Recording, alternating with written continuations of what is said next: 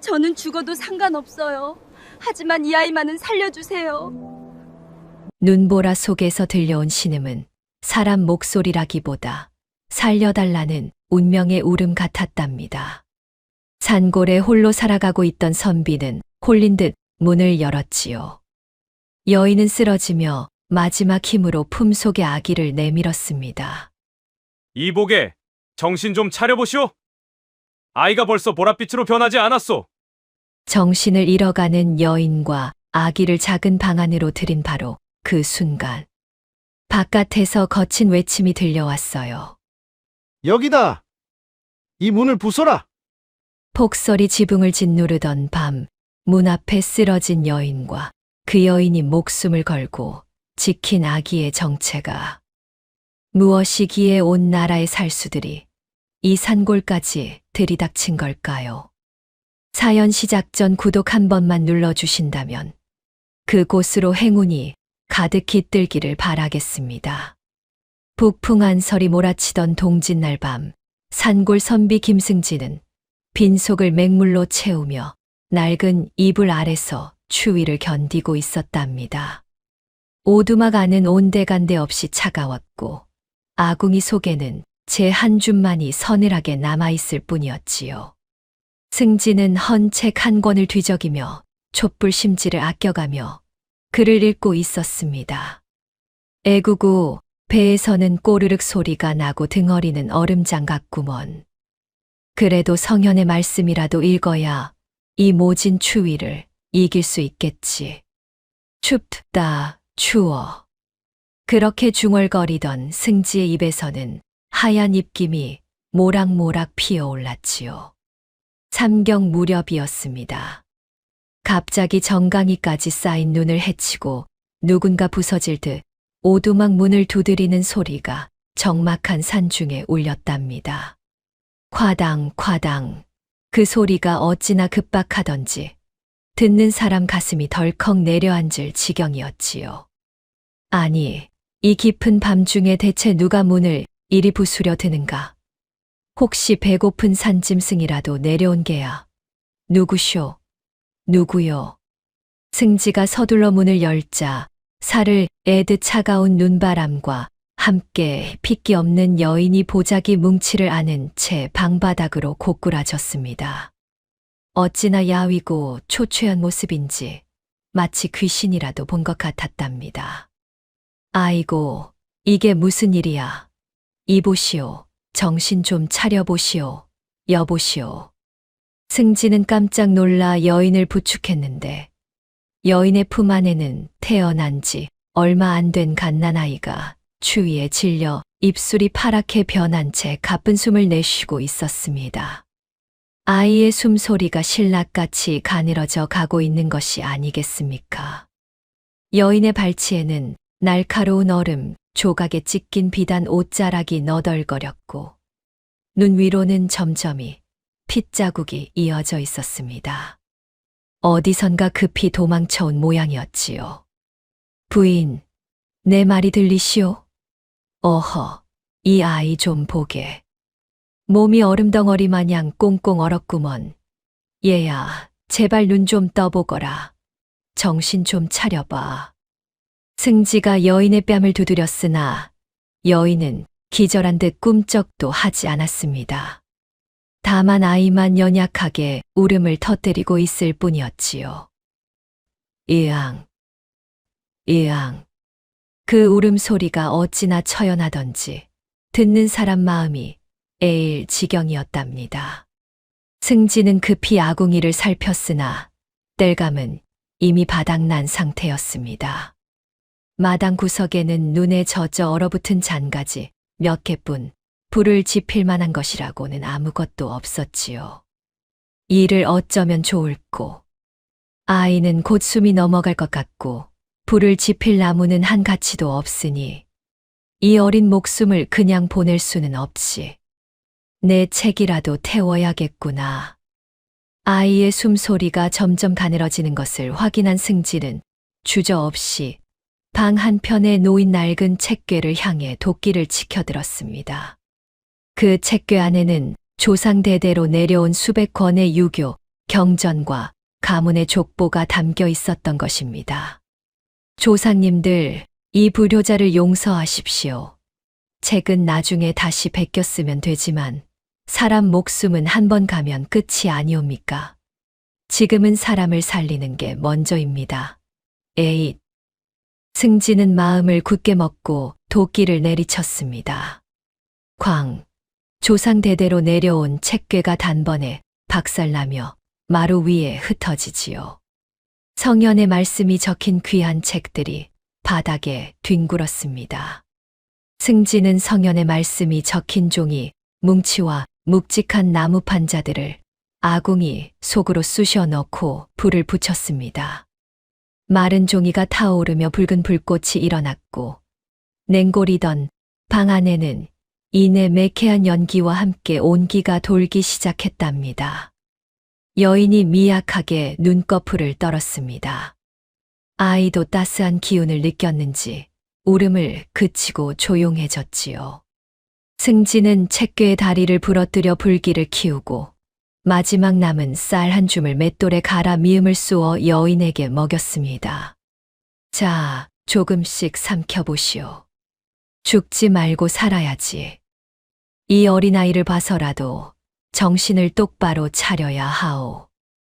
여인은 불타는 책들을 보며 손을 뻗어 제지하려 했으나 승진은 묵묵히 부서진 책 더미를 아궁이 깊숙이 밀어 넣었습니다. 은희님, 저 때문에 그 귀한 책들을 다 태우시면 어떡합니까? 걱정 마시오. 책은 또 구하면 그만이지만 사람 목숨은 천하를 다 줘도 다시 못 얻는 법입니다. 그러니 마음 편히 먹고 몸이나 좀 데우시오. 밤새도록 승진은 아궁이 앞을 지키며 가문의 보물들이 연기가 되어 천장으로 흩어지는 과정을 지켜보았답니다. 논어며 맹자며 그토록 아끼던 경전들이 하나하나 재가 되어갔지만 승지의 얼굴에는 조금의 후회도 없었지요. 동이 틀 무렵 여인의 손가락이 떨리며 기력을 회복했고 아이의 발등에는 따스한 핏기가 돌기 시작했습니다. 여인이 가느다란 목소리로 말했습니다. 은인이시여, 제 목숨도 모자라 아이까지 살려주셨으니 이 은혜를 어찌 다 갚아야 할지. 승진은 손사래를 치며 대답했습니다. 에이, 별 말씀을 다 하십니다. 길 가는 나그네라도 발 뻗고 자야 하는 법인데 하물며 이 추위에 어찌 그냥 보겠소. 사람이 사람 돕는 건 당연한 일이지 은혜는 무슨 은혜요. 여인은 아이를 품에 꼭 안으며 눈물을 뚝뚝 흘렸습니다. 은희님, 이 아이의 이름을 설이라 불러주십시오. 모진 눈보라 속에서 선비님 덕분에 새 목숨을 얻었으니 눈설쉬에 자를 써서 설이라 하고 싶습니다. 승진은 텅 빈 책괴 자리를 바라보며 엷게 미소 지었고 여인은 아이를 품에 안은 채 승지를 향해 소리 없이 절을 올렸답니다. 허허, 설이라. 참으로 맑고 예쁜 이름이구먼. 설아, 내 이름이 설이다. 이제 따뜻한 곳에서 잘 자거라. 승지가 아이의 보드라운 뺨을 어루만지자 설이는 작은 손으로 승지의 손가락을 꼭 쥐었습니다. 그 모습이 어찌나 애틋하던지 승지의 가슴이 뭉클해졌지요. 그런데 부인 실례지만 대체 어디서 오셨기에 이 깊은 산중에 홀로 아이를 데리고 여기까지 오셨소. 행색을 보니 보통 집안부는 아니신 듯한데. 여인은 고개를 떨구며 말했습니다. 참으로 죄송하옵니다. 입이 10개라도 말씀드리기 어려운 사연이 있사옵니다. 그저 쫓기듯 도망치다 갈 곳이 없어 여기까지 발길이 닿았을 뿐입니다. 승진은 더 이상 묻지 않았습니다. 사연 있는 사람의 마음을 헤아리는 것이야말로 선비의 도리라고 생각했거든요. 그렇다면 이곳에서 몸을 추스르시오. 비록 가난한 집이지만 다리 뻗고 잘 곳은 됩니다. 내가 이불을 내줄 테니 어서 누우시오. 여인이 깜짝 놀라며 고개를 들었습니다. 아니, 선비님, 이 귀한 이불을 저희에게 주시고 선비님은 어찌하시려고요? 허허, 걱정 마시오. 나는 산골살이라 맷집이 좋아서 거적대기 하나만 덮어도 거뜬합니다. 부인과 아이는 몸이 약하니 어서 덮고 눈을 붙이시오. 승지는 자신의 누더기 이불을 여인과 서리에게 덮어주고는 제 몸은 거적대기 하나로 추위를 견뎠답니다. 여인은 승지의 인품에 감격하여 눈물을 멈추지 못했습니다. 이 세상에 이토록 따스한 마음을 가진 사람이 있다니 꿈만 같았던 것이지요. 며칠이 지나자 서리는 점점 건강을 되찾았고 여인도 기력이 돌아왔습니다. 여인은 한씨 성을 가진 분이라고만 말했을 뿐 자세한 내력은 밝히지 않았지요. 승지는 한씨 여인에게 말했습니다. 부인, 갈대가 마땅치 않으시다면 형편이 풀릴 때까지 여기 계시는 건 어떻겠소? 비록 끼니 걱정은 좀 해야 하지만 비바람은 피할 수 있고 서로 의지하며 살면 외롭지는 않을 거요. 한씨 여인은 감사의 마음을 담아 깊이 절했습니다. 선생님, 참으로 감사합니다. 갈 곳 없는 저희 모자를 이리 걷어주시니 그 큰 은혜는 죽어서도 잊지 않겠습니다. 그렇게 승지의 오두막에는 갑작스럽게 가족이 생겼답니다. 서리는 날이 갈수록 총명함을 보였고 한씨 여인은 집안일을 도맡아 하며 승지를 정성껏 뒷바라지했지요. 승지는 매일 아침 서리에게 글을 가르쳤습니다. 자, 서라. 이리 와서 앉아보렴. 오늘은 하늘천, 땅지, 천자문을 한번 읽어보자꾸나. 천지현황, 우주홍황. 서리의 총명함은 날이 갈수록 놀라웠습니다. 한 번 들은 것은 절대 잊지 않았고 글자를 배운 지 채 한 달도 안 되어 혼자서도 책을 읽을 수 있게 되었거든요. 어느덧 봄이 왔고 여름이 지나고 가을이 무르익었습니다. 승지는 서리와 한씨 여인과 함께하는 나날이 이토록 행복할 줄 몰랐답니다. 비록 가난했지만 서로를 아끼는 마음만큼은 그 어떤 부잣집보다 풍족했지요. 한씨 여인은 냇가에서 빨래를 하며 생계를 도왔고 승지는 글방에서 아이들을 가르치며 근근히 살림을 꾸려갔습니다. 서리는 날이 갈수록 늠름하게 자라났고 그 용모가 범상치 않음을 보이기 시작했답니다.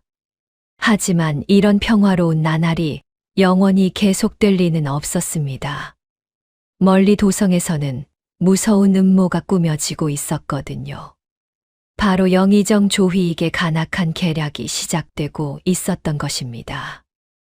어느덧 7해가 바뀌어 아이의 이름은 설이라 불리게 되었고 승지는 서리를 친자식처럼 보살피며 살았답니다. 세월이 흐르는 동안 서리는 자랄수록 산골 소년답지 않게 기골이 장대해졌고 그 이목구비는 어찌 된 일인지 도성의 임금과 놀라울 정도로 닮아갔습니다. 허허, 설아, 이리 와서 앉아보렴.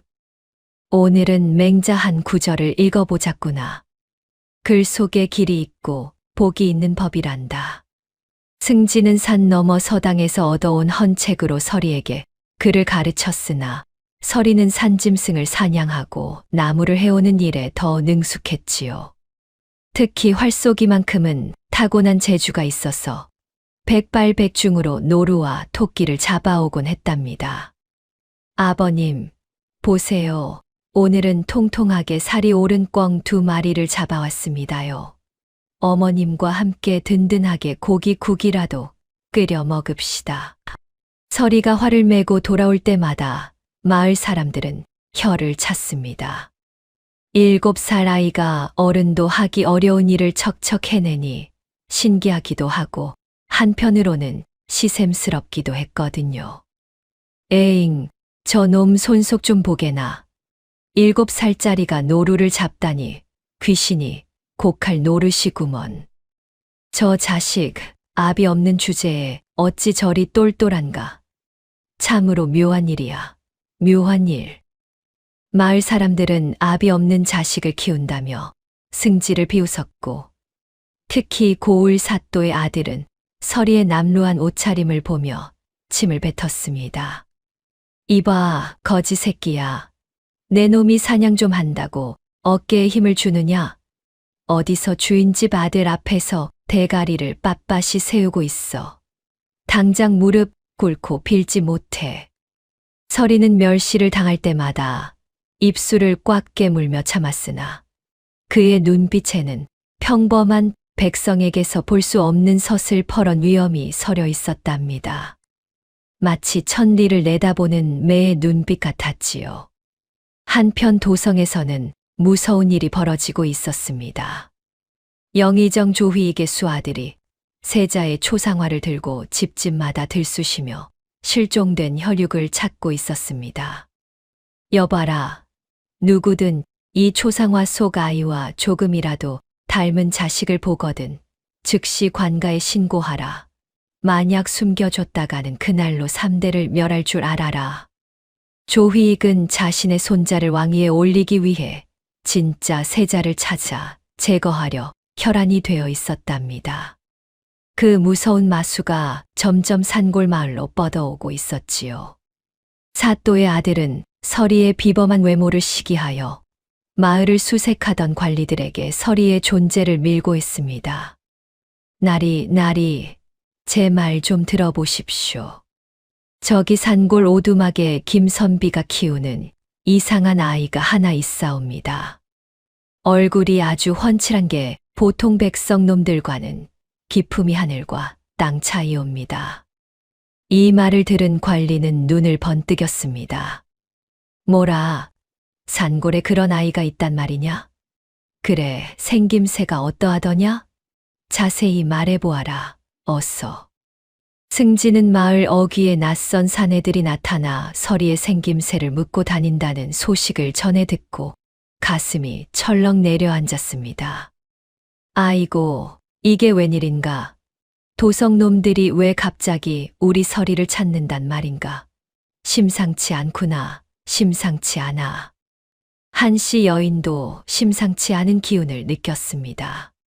낮에는 냇가에서 빨래를 하며 주변을 감시했고, 밤에는 문을 걸어 잠근 채 서리의 옷 안쪽에 비밀스러운 자수를 새겼지요. 설아, 이리 오너라. 앞으로 밖에 나갈 때는 꼭 이 옷을 입어야 한다. 그리고 누가 물어도 이 옷 안쪽은 절대로 보여주면 안 된다. 알겠느냐? 한씨 여인이 새겨넣은 자수는 범상한 것이 아니었습니다. 봉황과 용이 어우러진 문이었거든요. 하지만 서리는 그 의미를 알 리 없었지요. 고을시장 바닥에는 산골 오두막에 용의 얼굴을 한 아이가 산다는 흉흉한 소문이 장꾼들의 입을 타고 번져나갔습니다. 자네 들었나? 산꼭대기 오두막집 아이 말이야. 얼굴이 어찌나 준수한지 한 번 보면 임금님을 뵙는 것 같다니까. 글쎄 말이야, 이상한 일이지. 다 쓰러져가는 집 농부 자식이 어찌 저런 위엄을 갖고 있을까? 필시 무슨 곡절이 있을 게야. 승진은 서리의 얼굴을 가리기 위해 일부러 숯검정을 칠하고 낡은 삿갓을 씌워 외부 활동을 철저히 금지했습니다. 설아, 미안하다만 당분간은 얼굴에 숯을 묻히고 살아야겠다. 그리고 절대로 집 밖으로 나가면 안 된다. 아버님, 왜요? 저는 답답해서 싫습니다. 왜 숨어 살아야 하나요? 말대꾸 말고 이 애비 말을 들어라. 지금 무서운 호랑이보다 더 독한 놈들이 너를 찾고 있단 말이다. 하지만 상황은 점점 나빠져만 갔답니다. 최 주사라는 탐관오리가 승지에게 빌려준 곡식을 빌미로 서리를 머슴으로 데려가겠다며 매일같이 대문을 발로 걷어차며 소란을 피웠거든요. 이봐, 김선비, 언제까지 배째라 할 셈이야. 꿔간 곡식이 몇 대인데 아직도 소식이 없어. 오늘 당장 돈을 내놓든지 아니면 저 팔팔한 놈이라도 머슴으로 내놓으란 말이야. 최 주사가 곰방대를 탁탁 털며 비릿하게 웃었습니다. 돈이 없으면 몸으로 때워야지. 저 아이라도 내놓아야 하지 않겠나? 승진은 최 주사 앞에 무릎을 꿇고 제 낡은 도포를 벗어 건네며 서리를 지키기 위해 필사적으로 매달렸습니다. 주사님, 제발 통촉하여 주십시오. 조금만 더 기다려 주시면 무슨 수를 써서라도 갚겠습니다. 정 급하시다면 이 도포라도 받으시고 노여움을 푸시지요. 에이, 더러워라. 이런 거지 발싸개 같은 누더기가 무슨 소용이야. 최 주사가 도포를 발로 짓밟으며 소리쳤습니다. 내 말을 우습게 알다간 당장 관가에 쳐넣어 곤장으로 볼기를 다 깨뜨려 버릴 테니 그리 알아라. 그때 서리가 나타나 최 주사 앞에 꼿꼿이 섰습니다. 그만하십시오. 제가 가면 될 것 아닙니까? 우리 아버님 괴롭히지 말고 저를 데려가시지요. 설아, 안 된다. 내가 어딜 간단 말이냐? 승지가 황급히 서리를 말렸으나 서리의 눈빛은 이미 결연했습니다. 비록 어린 나이였지만 자신 때문에 아버지가 곤경에 처하는 것을 두고 볼 수 없었거든요. 최 주사가 서리를 보고는 입을 딱 벌렸습니다. 히익, 이게 무슨 꼬맹이 놈 눈빛이 왜 이리 무서워? 사람 오금을 저리게 만드네. 서리의 위험에 눌린 최 주사는 제도 모르게 몇 걸음 뒷걸음질 쳤지요. 마치 진짜 임금님을 보는 것 같은 기분이 들었답니다. 아, 아니다. 오늘은 기분이 잡쳐서 그냥 간다. 다음에 다시 올 테니 목 닫고 기다려. 최 주사는 그날 허둥지둥 돌아갔습니다. 무엇인가 이상한 기운을 느꼈거든요. 오두막 지붕 위에는 까마귀 떼가 몰려와 불길하게 울어댔고 숲속에서는 밤마다 번뜩이는 살수들의 안광이 감지되었습니다. 선비님, 보십시오. 저것들이 벌써 이곳까지 찾아왔습니다. 포위망이 좁혀오고 있어요. 한씨 여인이 창문 틈으로 바깥을 내다보며 떨렸습니다. 조휘익의 소나기가 점점 좁혀오고 있었거든요. 어느 날 밤 승진은 마당 너머 어둠 속에서 칼날이 달빛에 반사되는 것을 목격하고 방 안의 촛불을 황급히 껐습니다. 누구냐? 거기 누구야? 하지만 대답은 없었고 다만 바람 소리만 스산하게 들려올 뿐이었지요. 승진은 그날 밤 1시 여인에게 말했습니다. 부인, 이곳도 이제 끝인 것 같소. 살기등등한 놈들이 코앞까지 왔구려. 어디 다른 피할 곳이 없겠소. 1시 여인은 고개를 가로저었습니다. 하늘 아래 저들의 눈을 피할 곳이 어디 있겠습니까? 죽으나 사나 부딪히는 수밖에요. 그때 서리가 두 어른을 바라보며 말했습니다. 아버님, 어머니, 저는 누구길래 저 사람들이 개처럼 쫓아다니는 거지요? 제가 무슨 큰 죄라도 지었나요? 한씨 여인과 승진은 서로 눈짓을 주고받았습니다. 아직 서리에게 진실을 말할 때가 아니었거든요.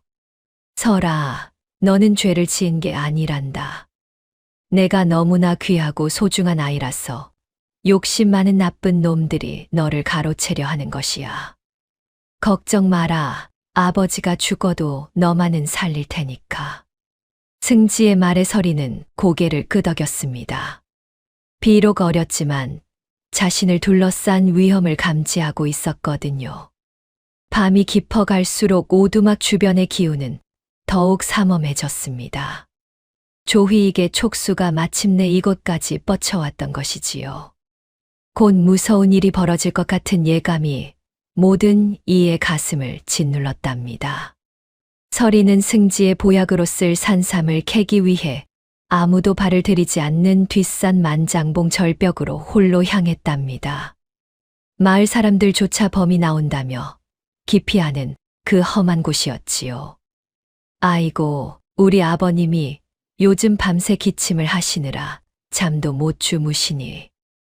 내 오늘 무슨 일이 있어도 꼭 영물산삼을 구해가야겠다. 산신령님, 제발 우리 아버님 병 좀 고쳐주십시오.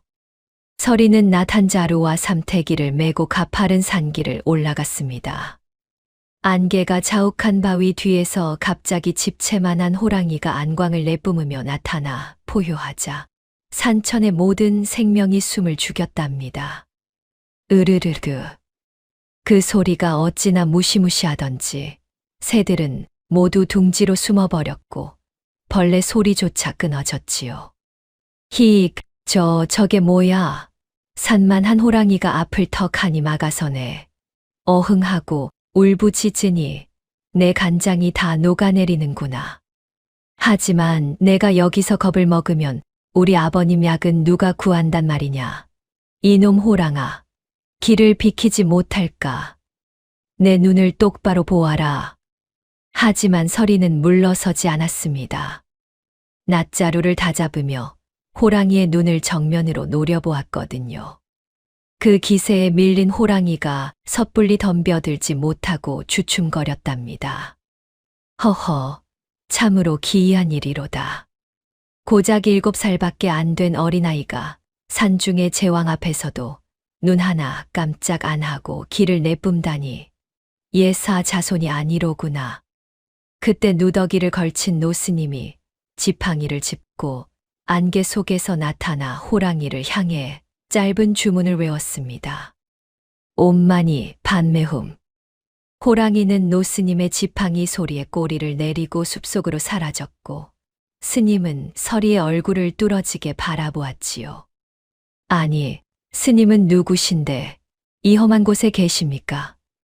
그리고 저 무서운 호랑이를 어찌 저리 쉽게 쫓으셨나요? 허허, 호랑이가 무서운 게 아니라 사람의 눈빛이 더 무서운 법이지. 그런데 얘야, 내 얼굴을 좀 자세히 보자꾸나. 아니, 이럴 수가. 이 귀한 분이 어찌 이런 곳에. 노스님이 갑자기 흙바닥에 무릎을 꿇고 서리의 발치에 머리를 조아리며 읊조렸습니다. 드디어 주인을 찾았습니다. 서리가 깜짝 놀라 뒷걸음질 쳤습니다. 아이고 스님, 왜 이러십니까? 나이 많으신 어른이 어찌 저 같은 꼬마에게 절을 하셔요? 어서 일어나세요. 제발요. 사실 노스님은 임금의 밀명을 받고 7년간 세자를 찾아 전국을 누비던 금군 소속의 무장이었답니다. 스님 행세를 하고 있었지만 그 품에는 날카로운 비수가 숨겨져 있었지요. 노스님은 서리의 소매 끝에 새겨진 자수 문양을 확인하고 품 안에서 임금의 직인이 찍힌 비밀 서신을 꺼내 보였습니다. 자, 보아라. 이게 바로 주상 전하의 도장이 찍힌 글이다. 나는 스님이 아니라 임금님의 명을 받고 너를 찾아 헤매던 사람이다. 너는 이 나라의 귀한 몸이란다. 서신에는 왕실의 상징인 용의 인장이 선명하게 찍혀 있었습니다. 그리고 그 아래 이런 글이 적혀 있었지요. 세자를 찾는 자는 큰 상을 내릴 것이며 숨긴 자는 구족을 멸할 것이다. 노스님이 급하게 말했습니다. 공자님, 아니 저하, 시간이 없습니다. 오늘 밤 당장 이곳을 떠나야 합니다. 나쁜 영의정 조휘익이 보낸 놈들이 칼을 갈며 이 산골로 들이닥칠 것입니다. 어서 서두르셔야 합니다. 예, 제가 나라의 주인이라니요. 조휘익은 또 누구고 살수는 왜 저를 찾는단 말씀입니까? 도무지 무슨 소린지 하나도 모르겠습니다. 서리가 당황해하자 노스님이 설명했습니다. 공자께서는 이 나라의 진짜 주인이십니다. 하지만 나쁜 신하들이 공자를 해치려 하고 있사옵니다. 그때 승지가 뒤늦게 산으로 달려왔습니다. 설이가 오랫동안 돌아오지 않아 걱정이 되었거든요. 설아, 설아 어디 있느냐? 이 녀석이 어딜 갔기에 소식이 없어. 설아. 승지가 헐떡이며 나타나자 노스님은 설이의 손에 낡은 염주와 함께 한양 궁궐의 비밀 지도를 쥐어 주었습니다. 이건 비밀 지도와 염주입니다.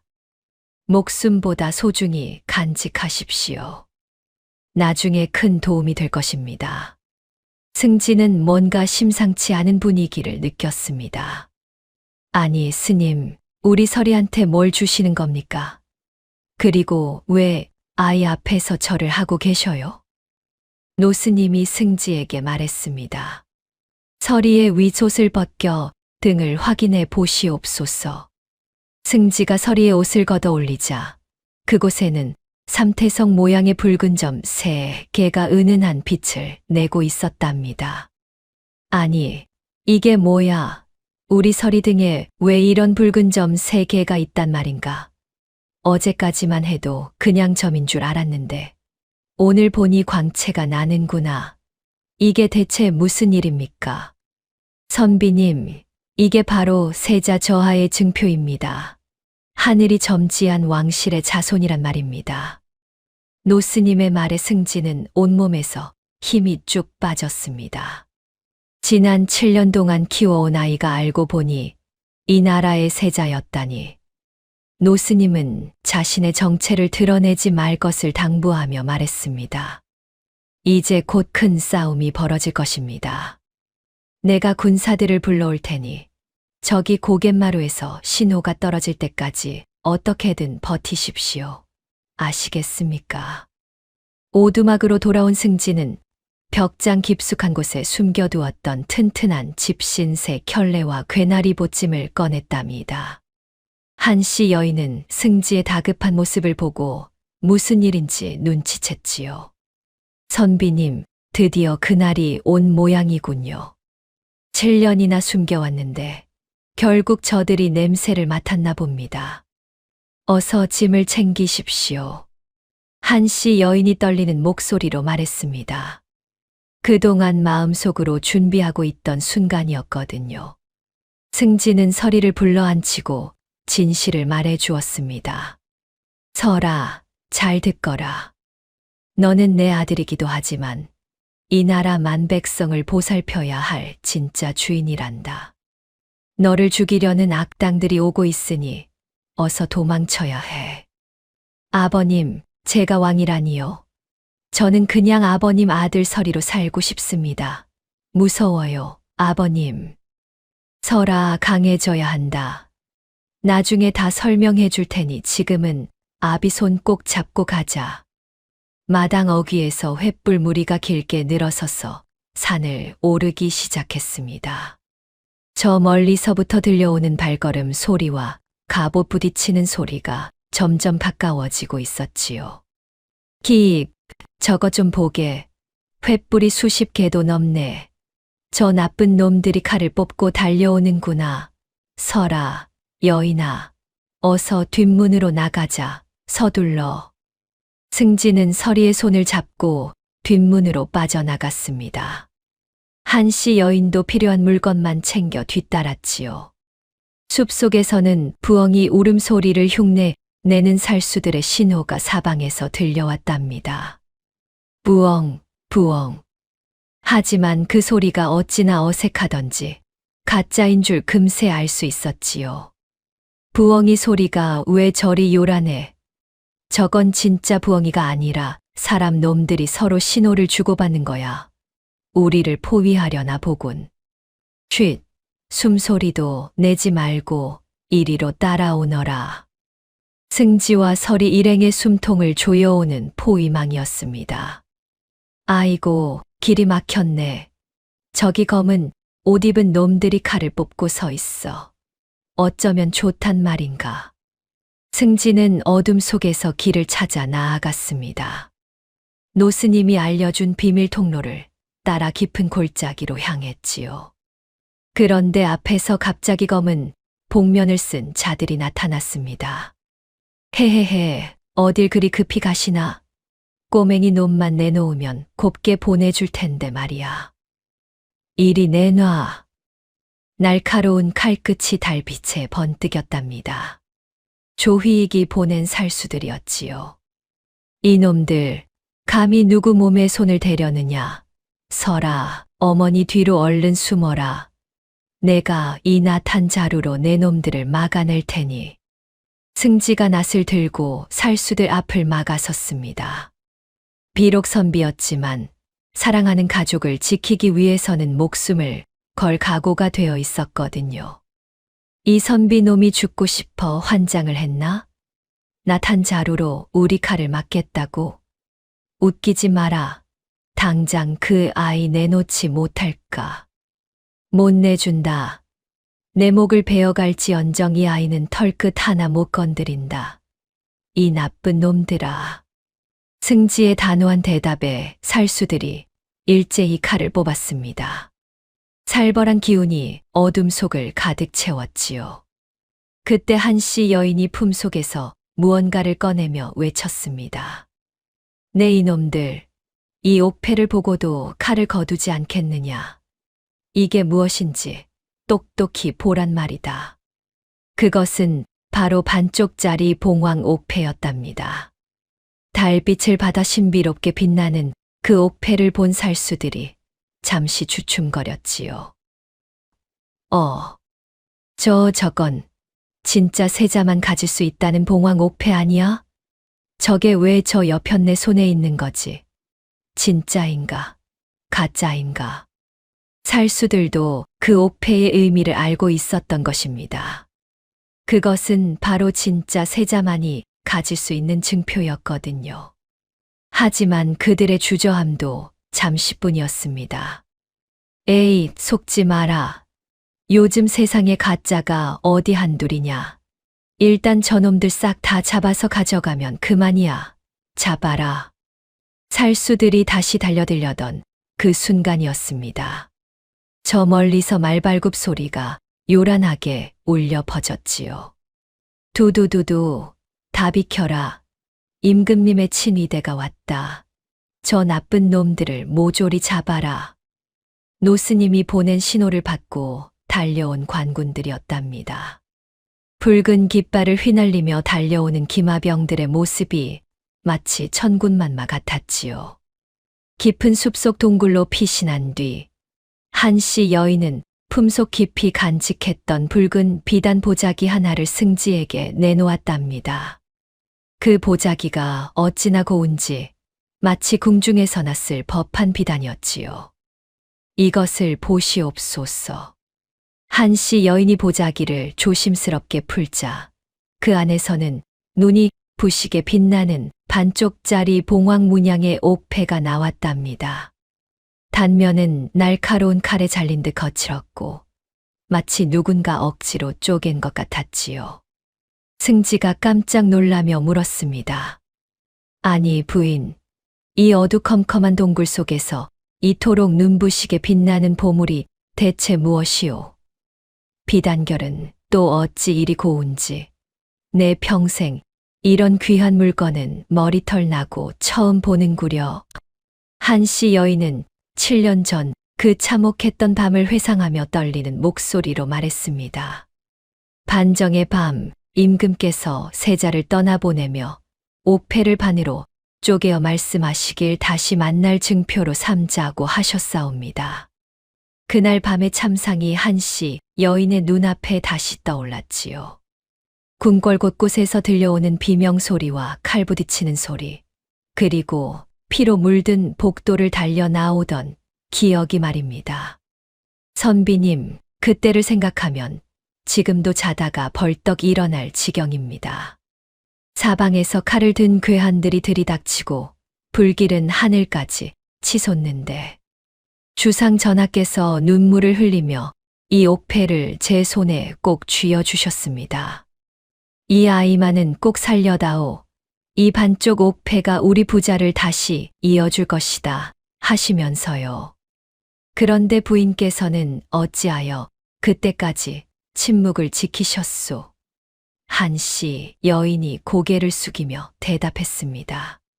소녀가 그날 이후 아이의 기운이 새어나가지 않도록 스스로 혀 밑을 칼로 그어 벙어리 행세를 하며 침묵을 지켜왔사옵니다. 승지가 경악하며 소리쳤습니다. 아니 부인, 정녕 그게 사실이오? 제 손으로 혀 밑을 그어버리다니. 그 모진 아픔을 어찌 견디셨단 말이오. 아이를 지키기 위해 이토록 끔찍한 고통을 참아오셨단 말이오. 세자 저하의 목숨을 지키기 위해서였습니다. 말을 하면 할수록 위험이 커질 것 같아. 한씨 여인의 눈가에 눈물이 맺혔지요. 7년 동안 참고 견뎌온 고통이 한순간에 밀려왔답니다. 승지는 쪼개진 옥패의 무게감을 느끼며 자신이 목숨 걸고 살린 아이가 정말로 이 나라의 유일한 적통임을 다시 한번 확신했습니다. 그때 동굴 밖에서 역적의 무리는 나오라 는 관원들의 외침과 함께 화살 한 발이 동굴 벽에 박혔답니다. 쐐액, 그 소리가 어찌나 날카롭던지 듣는 이의 간담을 서늘하게 했지요. 찾았다. 이곳이다. 승지는 재빨리 판단했습니다. 아이고, 이놈들이 벌써 코앞까지 왔구려. 부인, 지체할 시간이 없소. 어서 서리를 데리고 저 절벽 아래 강가 나룻배로 가시오. 내가 저놈들을 유인할 테니 뒤도 돌아보지 말고 뛰어야 하오. 승지는 서리를 빈 가마니에 넣어 등에 업고 한씨 여인을 먼저 피신시키기로 했답니다. 선생님은 어쩌실 겁니까? 제 걱정은 마시오. 나 김승지가 이래 배도 산속 지리는 훤히 꿰고 있으니 말이오. 내가 저 미련한 놈들을 엉뚱한 곳으로 끌고 갈 테니 부인은 무조건 강을 건너야 하오. 아시겠소? 승지는 관원들 앞에서 미친 사람처럼 소리를 지르며 횃불을 휘둘러 그들의 시선을 돌리는 미끼 역할을 자처했습니다. 여기다. 여기 숨어 있다. 승지가 엉뚱한 방향을 가리키며 소리치자 관원들이 그쪽으로 몰려갔지요. 이놈들아, 나 여기 있다. 세자를 찾는 놈들이 어찌 이리 눈이 어두우냐. 나를 잡으려거든 발바닥에 땀 나도록 뛰어보란 말이다. 하하하. 관원들이 승지를 쫓아 숲속으로 흩어지는 사이 서리는 가마니를 뚫고 나와 승지가 알려준 비밀 통로로 기어 나갔습니다. 어린 나이에도 상황의 심각성을 깨닫고 있었거든요. 승지는 살수의 칼날에 팔을 베었으나 멈추지 않고 달렸으며 미리 준비해둔 집단 더미에 불을 질러 산 전체를 소란스럽게 만들었답니다. 활활 타오르는 불길이 밤하늘을 붉게 물들였지요. 한씨 여인은 강 건너편 기슭에서 나룻배를 대기시켰고 서리는 벼랑 끝에서 주저없이 차가운 강물로 몸을 던졌습니다. 어머니, 저 여기 있습니다. 아버님도 곧 오실 거예요. 어서 가요. 서리의 외침이 강바람에 실려 퍼져나갔지요. 승지 역시 뒤따라 뛰어내려 서리를 한 팔로 감싸 안고 거센 물살을 견디며 강을 건넜답니다. 얼음같이 차가운 강물이 온몸을 파고들었지만 서리를 지켜야 한다는 일념으로 버텨냈지요. 강을 건넌 직후 승지는 젖은 옷을 짜낼 새도 없이 서리를 깨워 한양으로 향하는 추풍령 고갯길을 향해 달렸답니다. 뒤에서는 아직도 추격하는 말발굽 소리가 메아리쳐 들려왔거든요. 설아, 조금만 더. 이제 저 고개만 넘으면 한양이다. 아버지가 지켜줄 테니 무서워 마라. 우리 강아지. 할 수 있지. 서리는 비록 어린 몸이었지만 꿋꿋하게 버텨냈습니다. 차라리 어른보다 더 의연한 모습이었지요. 똥이 틀 무렵 추풍령 정상에 도착한 승지는 멀리 보이는 대궐의 지붕을 바라보며 결연한 의지로 신발끈을 조여 맸답니다. 저곳이 서리 너의 진짜 집이구나. 한씨 여인이 떨리는 손으로 서리의 머리를 쓰다듬었습니다. 저기 기와지붕이 보이십니까? 저곳이 바로 저하가 태어나신 곳이자 주상 전하께서 계신 대궐입니다. 이제 다 왔습니다. 조금만 더 힘을 내십시오. 서리는 아직 모든 것을 이해하지는 못했지만 뭔가 중대한 일이 벌어지고 있음을 느꼈지요. 저곳이 제 집이라고요? 그럼 지금까지 살던 곳은? 승지가 서리의 손을 꼭 잡고 말했습니다. 그곳도 내 집이지. 하지만 저곳은 내가 나중에 임금님이 되어 백성들을 보살펴야 할 아주 큰 집이란다.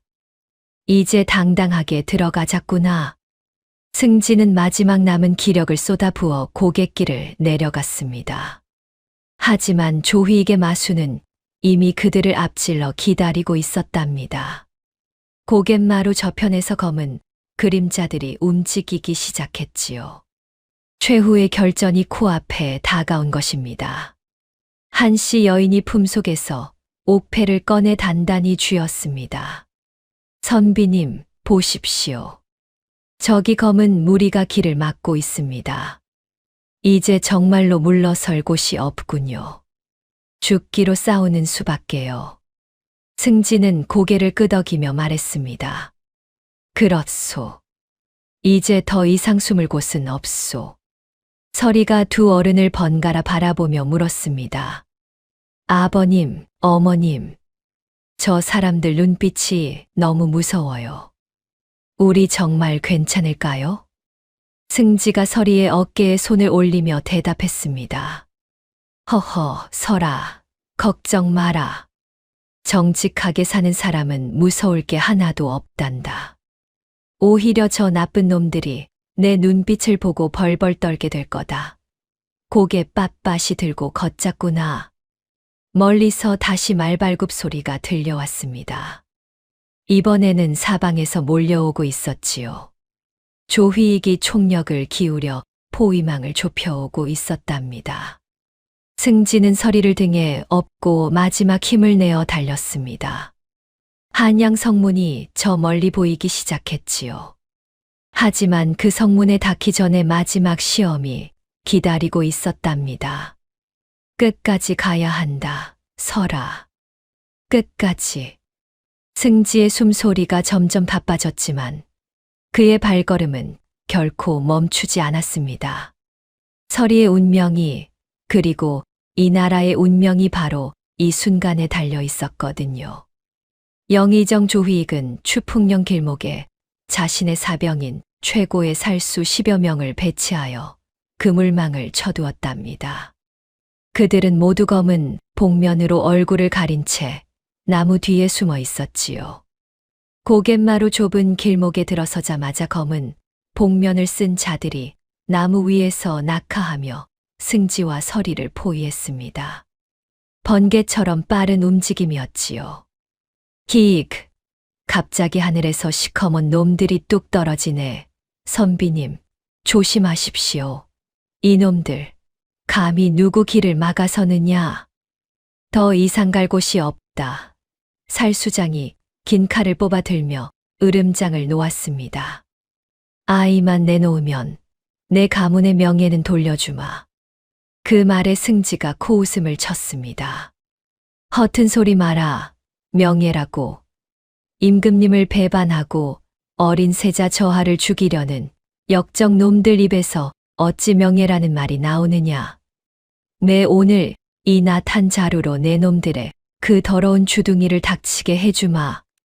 승지는 나탄 자루를 꼬악 쥐고 서리 앞을 막아서며 어깨의 상처에서 피가 철철 흐르는 와중에도 물러서지 않았답니다.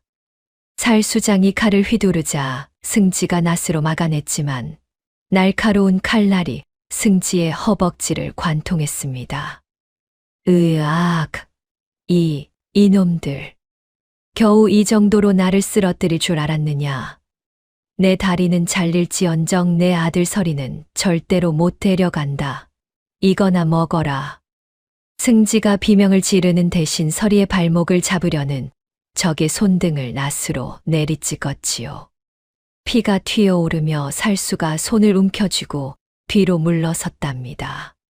서리는 아버지가 쓰러지는 것을 보고 분노에 찬 눈으로 스님에게 받은 염주를 휘둘러 살수의 눈을 타격했습니다. 이 나쁜 아저씨들아, 우리 아버님 해치지 마. 저리 가란 말이야. 어린아이의 목소리였지만 그 기세가 범상치 않았지요. 살수들이 일제히 달려들어 승지를 난도질하려던 찰나 서리가 가슴 속에 옥패를 꺼내 높이 치켜들었답니다. 이것을 보아라. 하늘이 내린 증표다. 너희 같은 악당들은 이 빛을 견디지 못할 것이다. 옥패에서 신비로운 광채가 뿜어져 나와 살수들의 눈을 멀게 했습니다. 그 순간 산 아래서 거대한 말발굽 소리와 함께 먼지, 구름이 일어났지요. 저것은 노스님이 보낸 신호탄이 하늘을 가르며 터졌고 붉은 깃발을 휘날리는 왕실 친위대 차코갑사들이 산등성이를 덮쳤답니다. 차코갑사가 왔다. 어명이니라. 저 역적놈들을 단 한 놈도 살려두지 마라. 모조리 잡아라. 차코갑사가 왔다. 살수들이 당황하여 어쩔 줄 모르는 사이 기마병들은 장창을 내두르며 살수들을 짓밟았습니다. 조총 소리가 요란하게 울려 퍼지며 고갯마루의 정적을 깨뜨렸지요. 친위 대장이 말에서 뛰어내려 진흙탕 속에 서 있는 서리 앞에 무릎을 꿇고 황금색 용포를 바쳤습니다. 세자 저하, 소신들이 너무 늦었습니다. 부디 옥체를 보존하시옵소서. 이제 안전하옵니다. 병사들은 일제히 창을 거꾸로 세우고 세자 저하 만만세를 외치며 고개를 조아려 땅에 머리를 박았답니다. 그 광경이 어찌나 장엄하던지 보는 이의 마음이 벅차올랐지요. 승지는 피투성이가 된 채 서리의 손을 끝까지 놓지 않다가 아이의 안전을 확인한 뒤에야 천천히 바닥으로 쓰러졌습니다. 서리는 용포를 걸치는 대신 쓰러진 승지의 상처를 제 옷소매를 찢어 묶어주며 울부짖었지요. 아버님 정신 차리세요. 제가 여기 있어요. 나쁜 놈들 다 도망갔어요. 제발 눈 좀 떠보세요. 그 모습에 친위대장조차 눈시울을 붉혔답니다. 진짜 부자지간이 따로 없었거든요. 승지는 의식이 희미해지는 와중에도 서리의 얼굴을 어루만지며 나직이 읊조렸습니다. 오냐, 우리 서리. 이제 살았구나.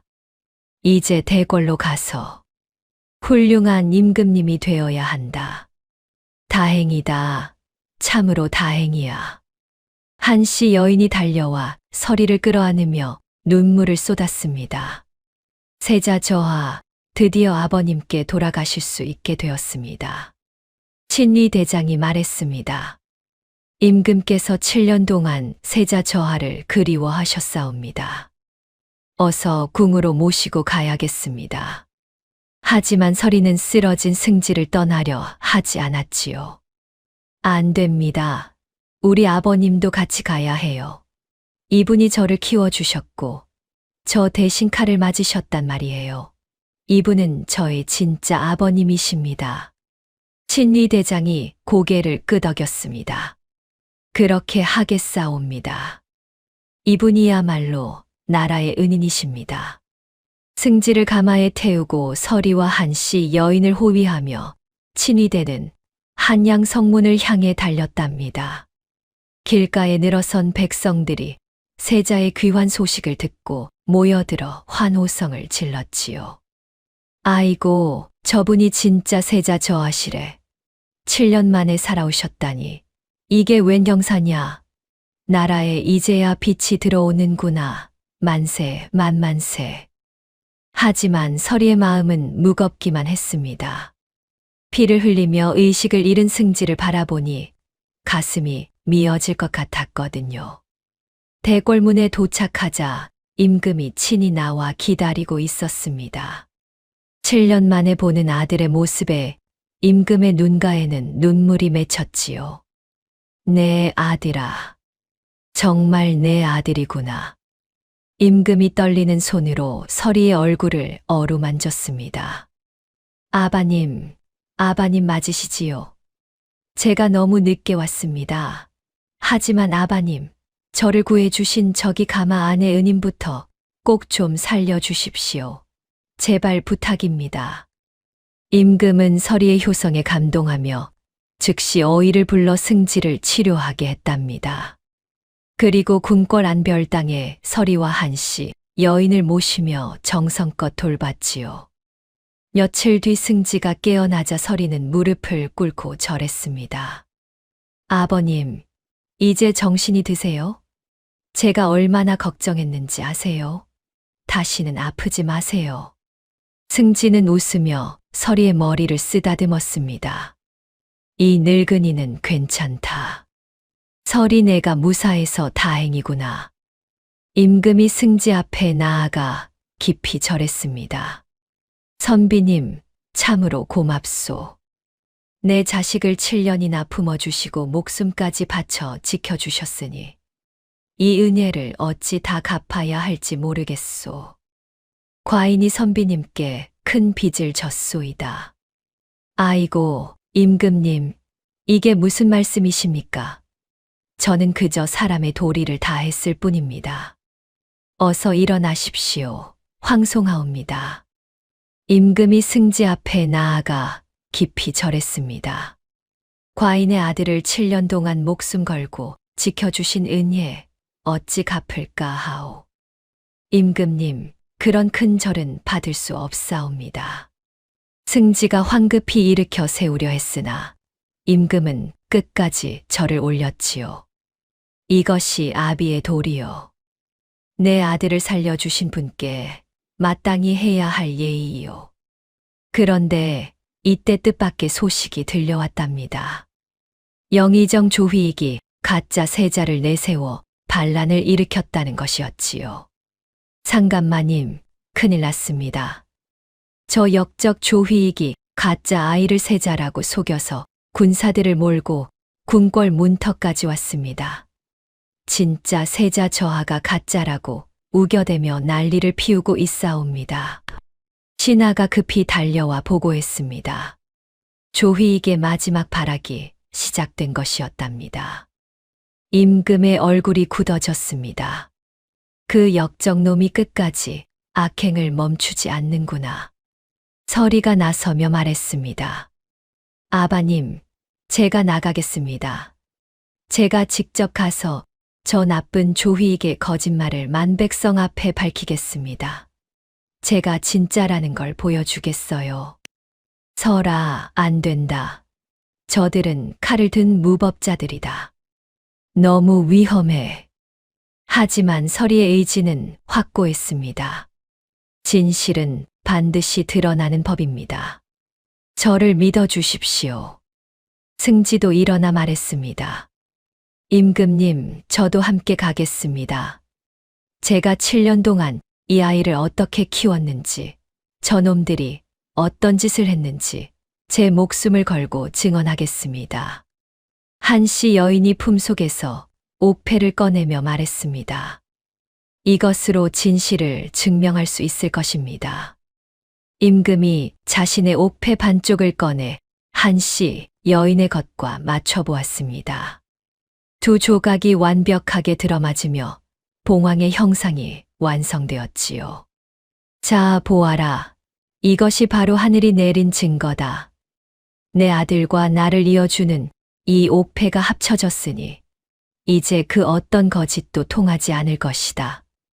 가자, 저 역적 놈을 심판하러. 곧 궁궐은 조휘익과의 마지막 결전을 앞두고 긴장감에 휩싸였답니다. 과연 진실이 승리할 것인가? 아니면 거짓이 이길 것인가? 운명의 순간이 다가오고 있었지요. 대궐에 입성한 서리는 왕과 제외했으나 조휘익은 이 아이는 세자의 옥패를 훔친 천한 노비의 자식이다 라고 소리쳤답니다. 조정 대신들 앞에서 벌어진 일이었지요. 조휘익이 손가락질하며 외쳤습니다. 에라이, 이 천하의 요망한 놈들아. 상감마님, 속지 마시옵소서.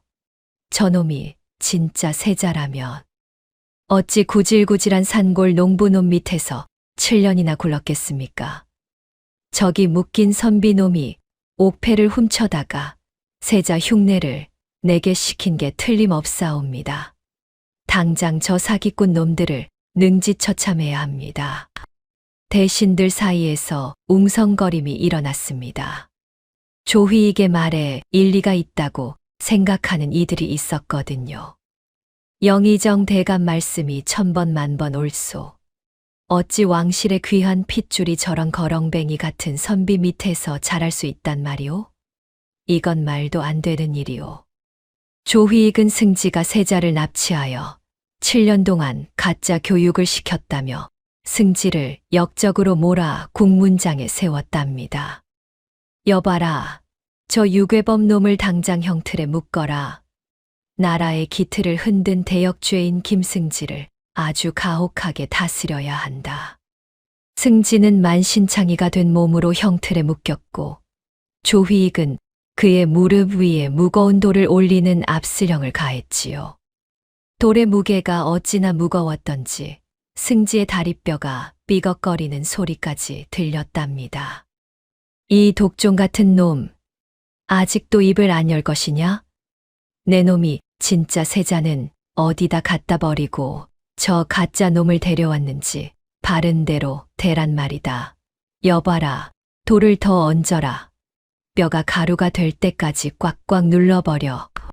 하지만 승지는 고통 속에서도 굴복하지 않았습니다.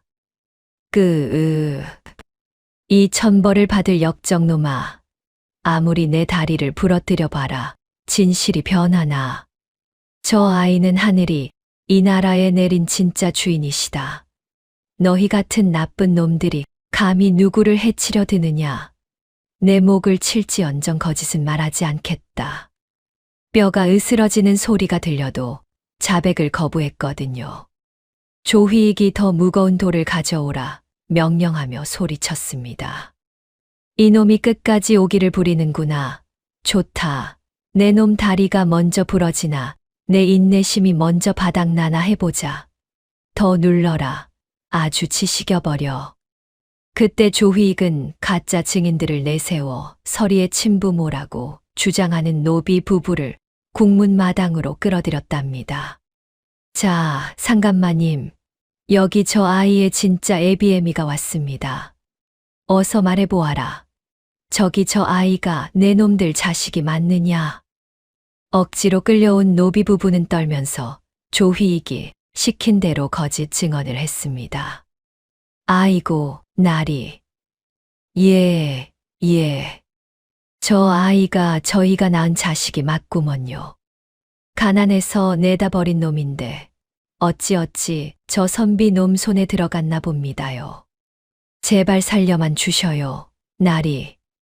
왕은 조휘익이 제시한 가짜 호적 단자와 세자의 정통성을 부정하는 문서들 앞에서 갈등하며 결단을 내리지 못했지요. 이를 어찌할꼬. 저 노비들이 제 자식이라 울부짖고 문서까지 일이 확실하니. 내 아들이 정말 가짜란 말이냐? 내 눈이 멀었단 말이더냐? 임금의 마음도 흔들리기 시작했습니다. 7년이라는 긴 세월과 조휘익의 교묘한 거짓말 때문이었지요. 서리는 대궐들 한가운데 서서 고문을 당하는 승지를 바라보며 자신의 손바닥이 피로 물들 정도로 주먹을 꽉 쥐었답니다. 아버님, 제발 그만하십시오.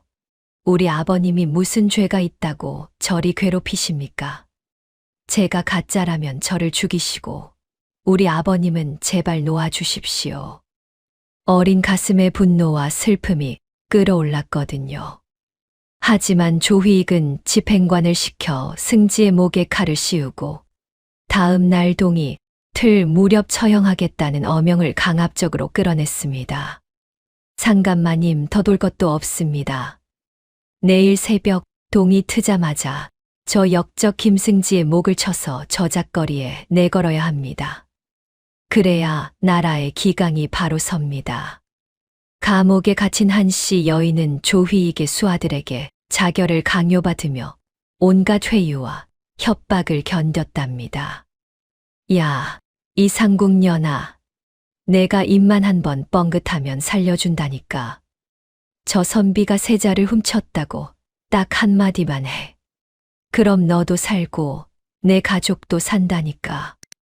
하지만 한씨 여인은 끝까지 굽히지 않았지요.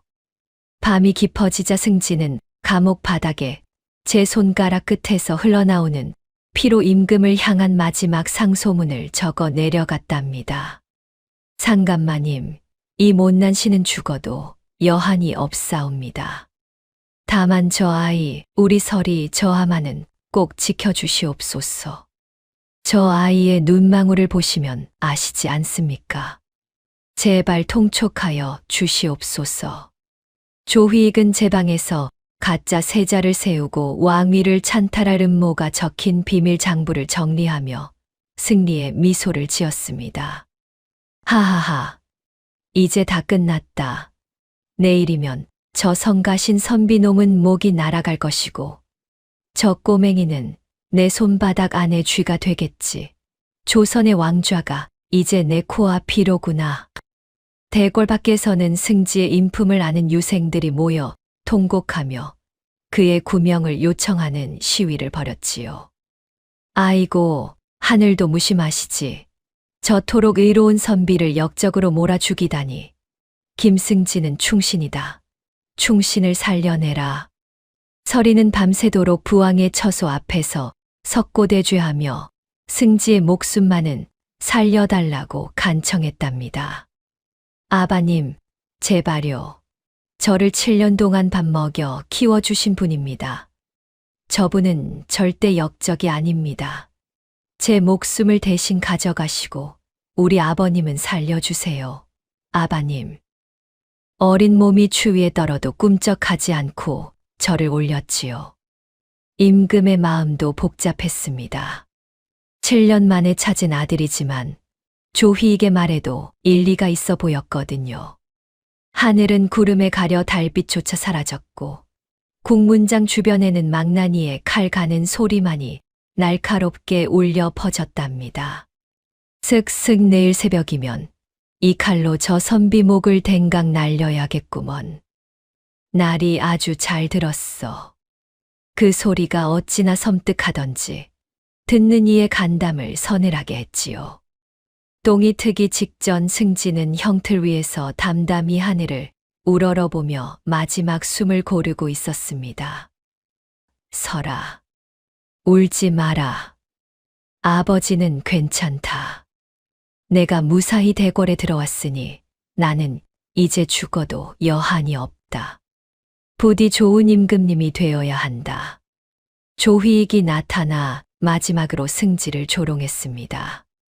어떠냐, 김승지. 이제 곧 목이 날아갈 텐데 아직도 그 아이가 세자라고 우길 테냐. 지금이라도 가짜라고 빌면 목숨만은 살려줄 수도 있는데 말이야. 하하하. 승지는 조휘익을 똑바로 바라보며 말했습니다. 내 놈 같은 역적이 감히 하늘의 뜻을 거스르려 하느냐? 내가 죽어도 진실은 죽지 않는다. 오늘 해가 뜨면 내 놈의 악행도 만천하에 드러날 것이다. 하하하. 하늘이라고. 하늘이 있다면 왜 너를 구해주지 않느냐? 여봐라. 날이 밝았다. 당장 집행하라. 조휘익이 크게 웃어댔습니다. 모든 것이 자신의 뜻대로 되어가고 있다고 생각했거든요. 이때 감옥에서 한씨 여인이 마지막 힘을 내어 외쳤습니다. 상감마님, 저하의 등을 보십시오. 삼태성점이 있습니다. 그게 바로 진짜 세자라는 증거입니다. 하지만 조휘익은 이미 모든 것을 준비해 두었답니다. 허허, 저 미친 여편네 보게나. 상감마님, 저런 점 따위는 먹물로도 얼마든지 그릴 수 있는 것 아닙니까? 그런 속임수에 넘어가시면 안 됩니다. 설이는 더 이상 견딜 수 없었습니다. 승지가 죽으면 자신도 함께 죽겠다고 마음먹었지요. 안 됩니다. 아버님을 죽이려거든 저를 먼저 죽이십시오. 제발. 제발 멈춰 주십시오. 서리의 절규가 새벽 공기를 가르며 퍼져나갔습니다. 하지만 망나니는 이미 칼을 치켜들고 있었답니다. 바로 그때였습니다. 갑자기 하늘에서 이상한 징조가 나타나기 시작했지요. 구름 사이로 번개가 번뜩이더니 7년 전 그날과 똑같은 눈송이가 하늘에서 내리기 시작한 것입니다. 아니, 이게 무슨 일이야? 맑은 새벽 하늘에 웬 눈이란 말이냐? 그것도 한방눈이 펑펑 쏟아지네. 모든 사람들이 하늘을 올려다보았습니다. 무언가 범상치 않은 일이 일어나려 하고 있었거든요. 조휘익의 얼굴이 순간 굳어졌습니다. 불길한 예감이 들기 시작했던 것이지요. 처형 당일 새벽 맑았던 하늘이 갑자기 시커멓게 변하더니 7년 전 그날처럼 거대한 눈송이가 대궐 마당을 덮었답니다. 그 광경이 어찌나 신비로웠던지 모든 이들이 숨을 죽이고 바라보았지요. 망나니가 입에 머금었던 술을 칼에 뿜으며 승지의 목을 치려던 찰나 서리가 뛰쳐나와 승지의 몸을 가로막았습니다. 멈춰라. 당장 그 칼을 거두지 못할까? 이분은 죄가 없으시다. 정령죄를 물으려거든 나를 먼저 베어라. 서리는 조휘익을 향해 내가 가짜라고 부르는 이 피가 진짜인지 확인하라며 옥패의 반쪽을 높이 들었지요. 내 이놈 조휘익, 내 놈이 가짜라 우기던 이 피가 진짜인지 가짜인지 똑똑히 보거라. 하늘이 알고 땅이 아는 이 증표를 보고도 내 놈이 감히 발뺌을 할 것이냐. 옥패에서 눈부신 빛이 뿜어져 나왔습니다.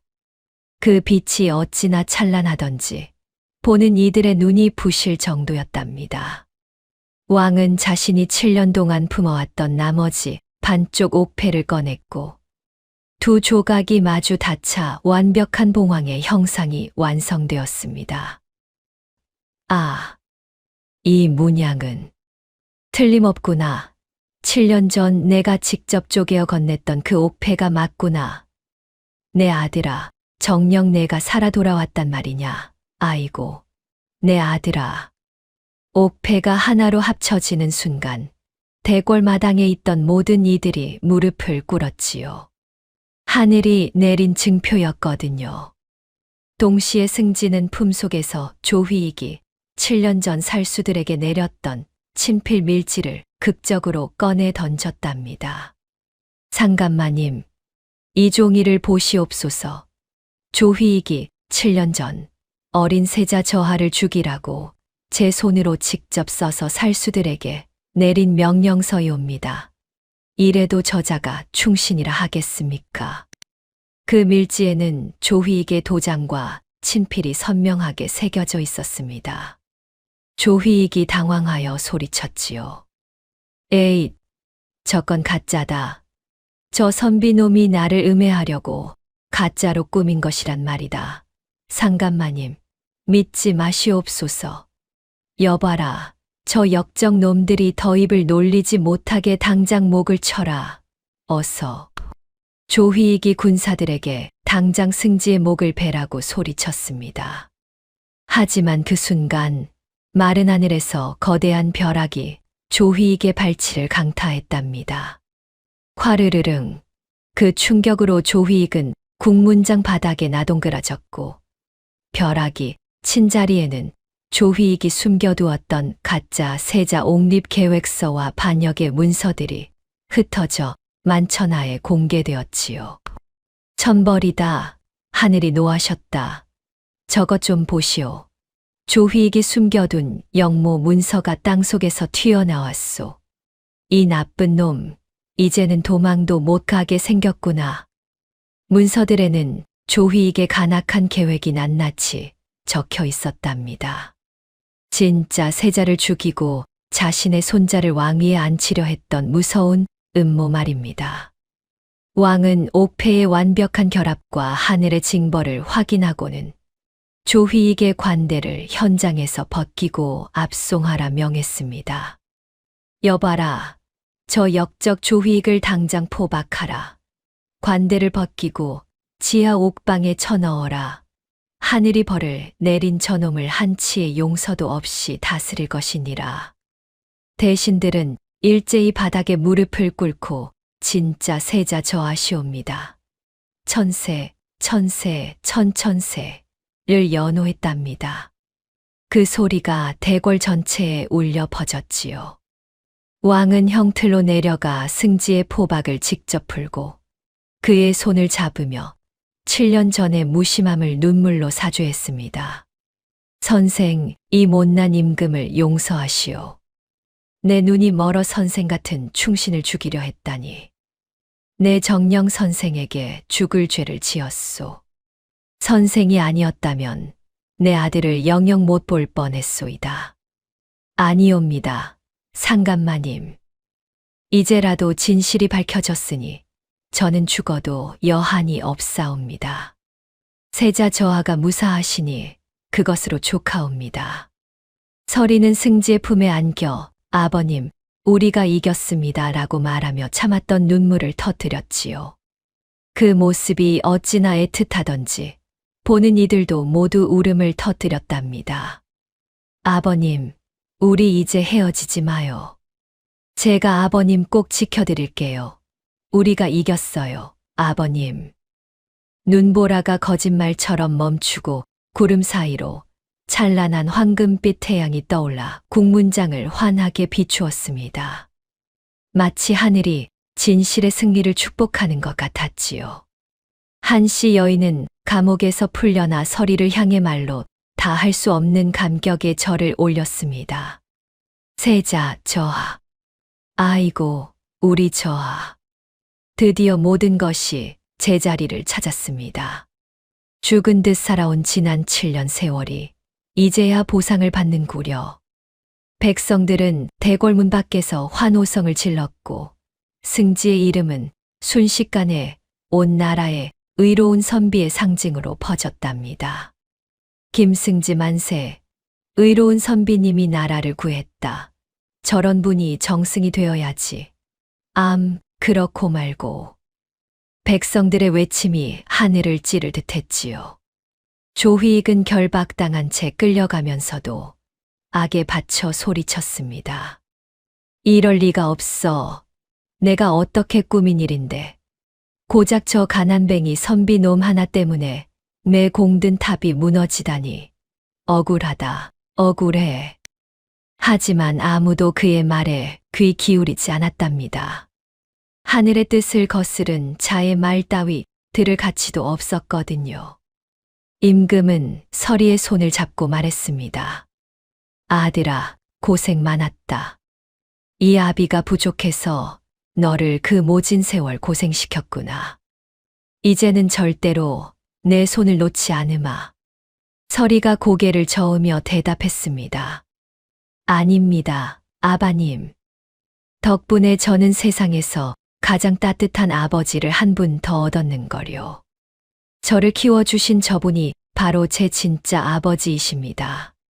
그 말에 승지와 임금이 모두 웃음을 터뜨렸지요. 승지는 임금에게 말했습니다. 상감마님, 이제 서리 저하도 제자리를 찾으셨으니 소신은 그만 물러가려 합니다. 고향 산골로 내려가 조용히 책이나 읽으며 살겠사옵니다. 아니, 그게 무슨 말씀이오? 선생은 이제 이 나라의 기둥이 되어야 하오. 과인의 곁에서 이 나라를 함께 다스려 주시오. 임금이 승지의 손을 붙잡으며 간곡히 청했답니다. 서리도 승지에게 매달렸습니다. 아버님, 저를 두고 어디 가시려고요? 안 돼요. 절대로 못 가십니다. 제 곁에 계시면서 저를 가르쳐 주셔야지요. 예, 아버님. 승지는 두 사람의 간곡한 부탁에 마음이 흔들렸습니다. 하지만 더 중요한 것은 서리가 훌륭한 임금이 되는 것이었지요. 허허. 정 그러하시다면 세자 저하께서 훌륭한 성군이 되실 때까지만 곁에서 모시겠사옵니다. 저하, 약속하신 대로 백성을 사랑하는 임금이 되셔야 합니다. 한씨 여인이 다가와 감격에 겨워 말했습니다. 아이고, 우리 선비님이 이제 나라의 큰 어른이 되시는구려. 하늘이 저희에게 내리신 복이 이토록 클 줄이야 니 알았겠습니까? 그때 갑자기 하늘에서 꽃비가 내리기 시작했답니다. 진짜 꽃잎들이 바람에 날려 대궐마당에 흩뿌려진 것이지요. 세상에 저것 좀 보시오. 하늘에서 꽃잎이 눈처럼 쏟아지네. 하늘도 기뻐서 춤을 추나 보오. 모든 사람들이 고개를 들어 하늘을 바라보았습니다. 구름 한 점 없는 맑은 하늘에서 장미꽃잎이 눈처럼 내리고 있었거든요. 승진은 서리의 어깨에 손을 올리며 말했습니다. 설아, 보거라. 이제 너는 백성들의 아버지가 되어야 한다. 나처럼 가난하고 힘없는 사람들의 눈물을 닦아주는 그런 임금 말이다. 알겠느냐? 네, 아버님. 아버님께서 가르쳐 주신 대로 백성을 내 몸처럼 아끼는 그런 성군이 되겠습니다. 꼭 지켜봐 주세요. 서리의 대답이 얼마나 의젓하던지 듣는 이들의 가슴이 뿌듯해졌답니다. 이렇게 해서 7년간의 긴 시련이 끝나고 진실이 승리하는 순간이 왔지요. 하늘도 땅도 모든 것이 제자리를 찾은 것입니다. 역적 조휘익과 그 일당은 모두 관직이 박탈되고 북방의 가장 험한 유배지로 보내져 비참한 최후를 맞았답니다. 조휘익은 유배길에서 백성들의 돌팔매질을 받으며 끌려갔지요. 역적놈아, 세자 저하를 해치려 했던 죄를 어찌 갚을 것이냐. 백성들의 분노가 어찌나 컸던지 관원들이 막아서지 않았다면 길에서 맞아 죽을 뻔했답니다.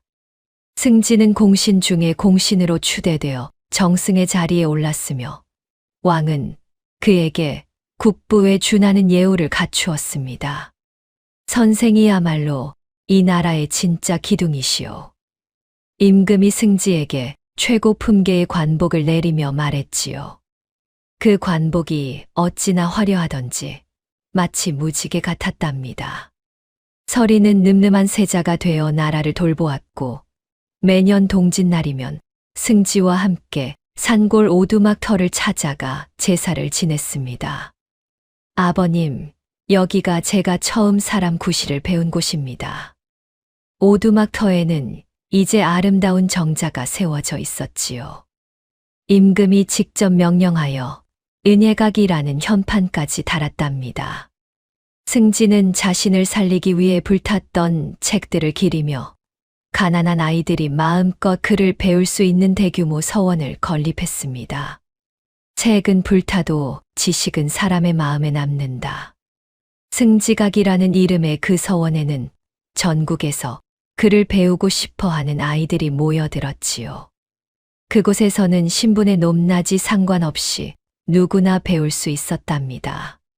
한씨 여인은 정경부인의 품계를 받고 궁궐의 안주인처럼 대접받으며 여생을 평온하게 보냈습니다. 이 모든 것이 꿈만 같습니다. 한씨 여인이 서리를 바라보며 말할 때마다 눈가에 눈물이 맺혔지요. 7년간의 고생이 이런 큰 복으로 돌아올 줄 꿈에도 몰랐거든요. 승지가 살던 옛 고을 사람들은 과거의 잘못을 뉘우치며 오두막터에 적선지가라는 거대한 비석을 세웠습니다. 선한 일을 쌓은 집에는 반드시 복이 온다는 뜻이었지요. 그 비석 앞에서는 늘 향불이 피어올랐답니다. 서리를 괴롭혔던 사또의 아들은 승지의 문하생이 되어 평생 속죄하는 마음으로 학문에 전념했습니다. 스승님, 제가 그때 얼마나 어리석었는지 깨달았습니다. 승지는 그런 글을 따뜻하게 받아들였지요. 사람은 누구나 잘못을 저지를 수 있지만 뉘우치는 마음이 있으면 용서받을 수 있다고 생각했거든요. 세월이 흘러 서리가 임금의 자리에 오르자 그는 승지의 자손들에게 대대로 관직을 하사하여 가문을 번창하게 했습니다. 은혜를 잊지 않는 것이 임금의 도리입니다. 서리는 왕이 된 후에도 승지를 아버지처럼 모셨답니다. 중요한 일이 있을 때마다 반드시 승지의 의견을 물었지요. 승지는 90세의 천수를 누리고 세상을 떠나며 자손들에게 종이는 타도 덕은 남는다는 유언을 남겼습니다. 그가 눈을 감던 날, 온 나라 백성들이 흰옷을 입고 길가에 나와 조선을 구한 참된 스승의 마지막 길을 배웅했답니다. 서리는 왕의 신부님에도 직접 상여의 끈을 잡으며 자신을 목숨 걸고 키워준 승지를 위해 목 놓아 울었습니다. 아버님, 아버님. 왕의 울음소리에 온 백성들도 따라 울었지요.